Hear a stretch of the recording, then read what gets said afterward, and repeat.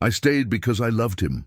Those words sound simple, but behind them lived years of nights I can't count, tears I can't measure, and silences I can still hear echoing in my chest. Love is powerful, isn't it? It convinces you that pain is temporary, that distance is fixable, that silence is just another form of care. It convinces you that staying is noble, even when staying is the very thing tearing you apart. I held onto his hand like it was the last lifeline in a storm. I believed that if I loved hard enough, if I forgave enough, if I poured myself out until there was nothing left, then one day he would look at me and say, "You are enough. You've always been enough." But that day never came. Carl Jung once said, "The most terrifying thing is to accept oneself completely." And that's what I didn't understand back then. I thought loving him was the way to heal. I thought loving him was the way to fill the cracks in my heart. But all it really did was deepen them, because every time I chose him over me, I was rejecting myself a little more. Let me pause here and ask you something. Have you ever stayed for love? Have you ever convinced yourself that loving someone else was reason enough to keep breaking your own heart? If you have, tell me in the comments, share your story, and tell me where you're watching from, because the truth is, stories like this belong to all of us. I used to think leaving meant failure, that walking away meant I didn't try hard enough, that it meant my love wasn't strong enough. And so I stayed. I stayed through the nights when his silence felt like a punishment. I stayed through the days when his love felt like an obligation. I stayed because I told myself that love endures, and I wanted to be the kind of person who endured. But here's the part I didn't see. Endurance is not always love. Sometimes endurance is abandonment, not of the other person, but of yourself. And that's what I was doing. Every time I chose to stay when my soul was begging me to go, I was leaving myself behind. It's a strange kind of heartbreak, the one you give yourself in slow motion. You don't see it happening at first. You just notice that you laugh less, you cry more, you wake up tired, even after sleep. You start apologizing for everything. You start shrinking in small ways, until one day you don't recognize yourself in the mirror anymore. That's what staying did to me. I stayed because I loved him. But the truth? I was disappearing in the process. Carl Jung also said, "Your vision will become clear only when you look into your own heart. Who looks outside dreams. Who looks inside awakes." And back then, I wasn't ready to look inside. I was too busy dreaming about the version of us I thought could exist if only I tried harder. I dreamed of the love he used to give me, the version of him that once looked at me like I was his world. I dreamed that if I held on tight enough, that man would return. I dreamed that if I just stayed, if I just endured, I would wake up one day and everything would feel whole again. But dreams aren't the same as reality. And the reality was this. I wasn't just staying for him. I was staying against myself. The hook of this story is simple. I stayed because I loved him.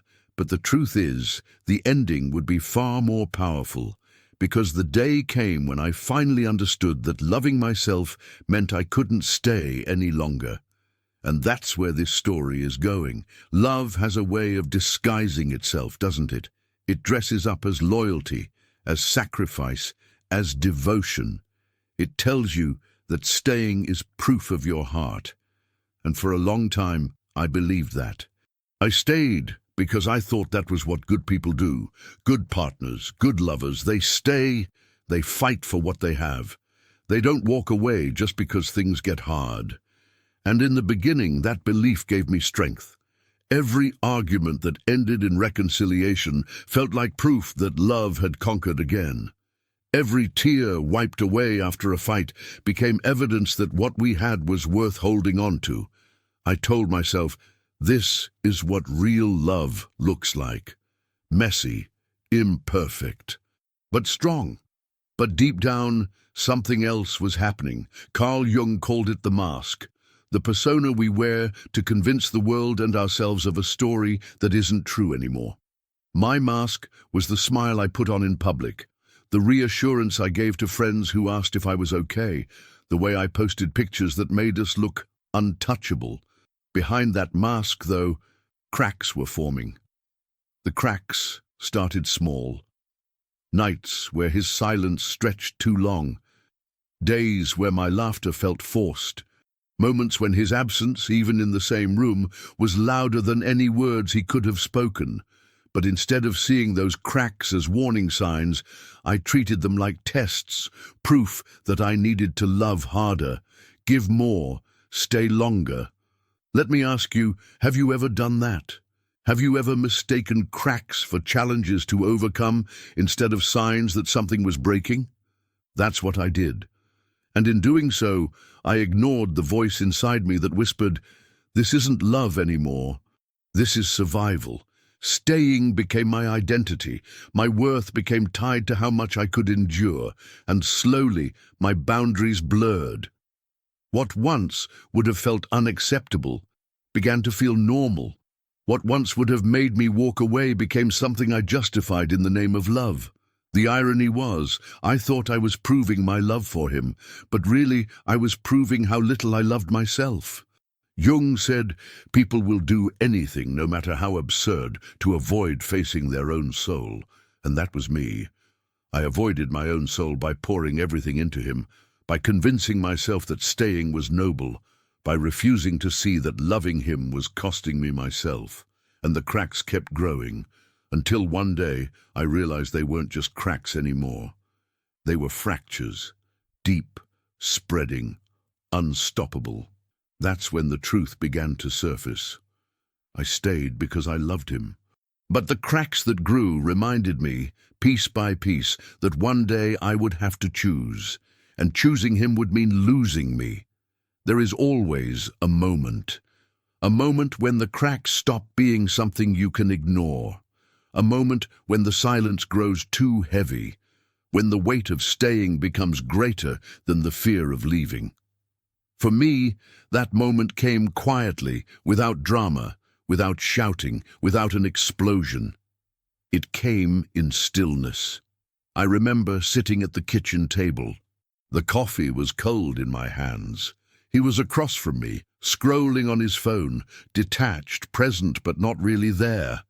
And I looked at him, and then I looked at myself, at my reflection faintly mirrored in the dark window behind him. And I realized I didn't recognize the woman staring back at me. She looked tired. She looked smaller. She looked like someone who had given so much of herself away that there was almost nothing left. And in that moment, I knew this wasn't love anymore. This was erasure. Carl Jung said, "I am not what happened to me, I am what I choose to become." And I realized then I had a choice. I could keep becoming smaller in the name of staying, or I could risk everything to become myself again. That was my breaking point. Not because he left, not because he betrayed me, not because the world forced me to choose, but because I finally understood that if I stayed, I was betraying myself. And that was a betrayal I could no longer live with. Let me ask you something. Have you ever had that moment, the one where you realized that staying was costing you more than leaving ever could? The one where you saw, maybe for the first time, that the person you needed to save wasn't them, it was you. That realization shook me, it terrified me, because it meant everything I had built, everything I had endured, everything I had justified, was over. And yet, at the same time, it brought a strange sense of peace. Because once you see the truth, you can't unsee it. The breaking point isn't always loud. Sometimes it's a whisper. Sometimes it's the simple sentence, "I can't do this anymore." And when that whisper came, I finally listened. I stayed because I loved him. But the breaking point taught me that leaving was the only way to finally love myself. Leaving didn't happen overnight. Even after the breaking point, even after I knew deep in my bones that I couldn't stay, the act of leaving took time. Because leaving isn't just walking out the door. It's untangling yourself from the idea that your worth depends on someone else's love. The first step wasn't physical, it was internal. I whispered to myself, I deserve more. And that sentence felt both terrifying and liberating. Because for years I had convinced myself that enduring less was proof of my love. Now I was daring to believe that wanting more was proof of my worth. Carl Jung said, the privilege of a lifetime is to become who you truly are.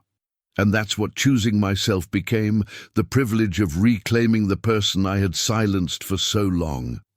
It started with small acts, saying no to things I didn't want to do, taking back time for myself, reconnecting with hobbies and friends I had abandoned. Each act was like picking up another piece of myself from the floor. At first it felt unnatural, guilt pressed against me. The voice in my head asked, are you being selfish? Because that's what staying had taught me, that putting myself first was selfish. But over time, I learned that choosing myself wasn't selfish. It was survival. And slowly, I began to feel something I hadn't felt in years. Peace. Peace when I sat alone in silence, because the silence wasn't heavy anymore. It was mine. Peace when I laughed with friends, because the laughter wasn't forced. It was real. Peace when I looked in the mirror, because the woman staring back wasn't tired and small anymore. She was alive. Let me ask you, have you ever felt that shift? The moment when guilt starts to fade and peace takes its place. The moment when you realize that leaving isn't about betrayal. It's about coming home to yourself. That's what loving myself looked like. I stayed because I loved him. But the day I left, I did it because I finally loved me. And that love was the kind that didn't shrink me, didn't silence me, didn't demand my disappearance. It was the kind of love that built me back, piece by piece. And that was the most important choice I ever made. Looking back now, I see it so clearly. I stayed because I loved him. I believed that love was enough, that love could fix what was broken, that love could carry the weight of two people. But love alone isn't enough when it comes at the cost of yourself. The truth is, I wasn't really loving him. I was clinging to the version of me who believed she needed him to feel whole. And the day I left wasn't the end of love. It was the beginning of it, because leaving wasn't about rejecting him, it was about embracing me. Carl Jung once said, your vision will become clear only when you look into your own heart. Who looks outside, dreams. Who looks inside, awakes. For years I was dreaming, looking outside, waiting for his love to make me whole. But the day I left, I awoke. I looked inside, and what I found wasn't emptiness. It was a strength I had forgotten. It was a love I had been withholding from myself, waiting for him to give it to me. And when I finally gave it to myself, everything changed. I no longer needed someone to complete me. I no longer begged for scraps of attention. I no longer measured my worth by someone else's promises, because I realized the greatest love story I could ever live was the one I built with myself.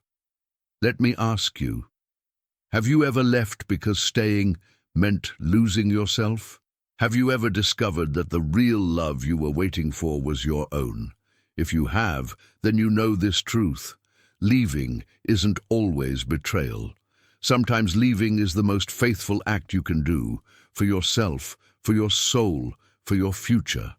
So yes, I stayed because I loved him.